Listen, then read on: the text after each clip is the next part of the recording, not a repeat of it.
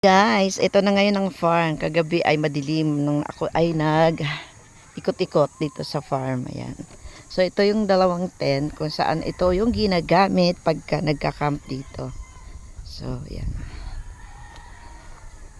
Maganda naman siya guys. Ayan.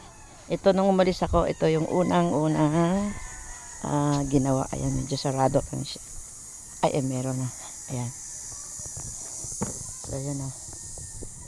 Hindi pa siya masyadong develop yung aming ang tent dito. So, marami pang plano dyan. Pwedeng lagyan ng aircon. Yan. Pansamantala lang yan. Tapos itong isa, meron din dito. Ito yung pinaka unang kubo. Yan. Dalawang kubo. Yan, ang ganda dito. Ay, ang ganda nito. May pinto. Ito yung pangalawang oh, cannot open. Mabuksan. Hindi ko mabuksan guys. Yan, maganda rin ang loob niyan. Ayan guys. Ayan yung unang-unang. Yan sa may kotse na yan. Yan yung unang kubo. Yan pa lang noon. So maraming nagbago din dito sa farm. Paunti-unti.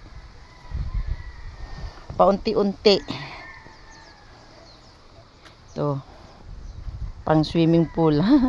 Ginagamit sa water baptism. Yan, mga bulaklak guys.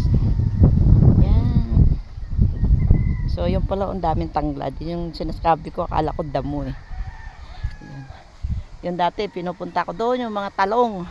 Ngayon ay bulaklak na, pero pag tataniman uli ng yan ng talong. Ayan, may mga okra. Ayan namimitas ng mulberry. Na yan bro. Nagpo-proning. Ayan Yan po yung mulberry guys. Ayan Yan yung pinost ko. Pero kanina marami siyang pinitas. Ayan, nagpo-proning siya ng mulberry para lalong dumami ang bunga. Ayan. Ang ganda dito. Ayan guys, dati yan yan hanggang doon sa taas. Dati napaka Oo, ano tawag na be? Masukal. Oh, masukal. Ayan.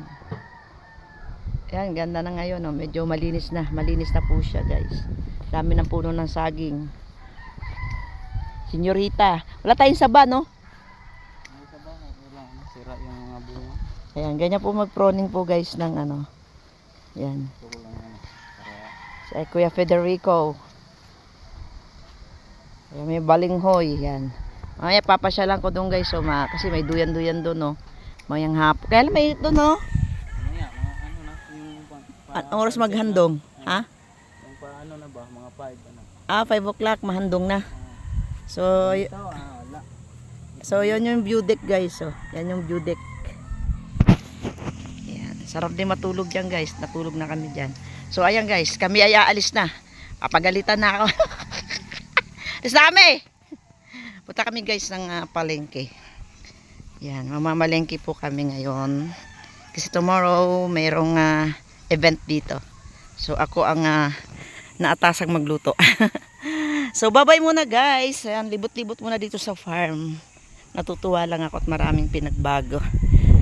Medyo malinis na po siya.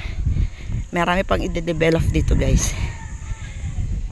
So yan, bye bye and God bless.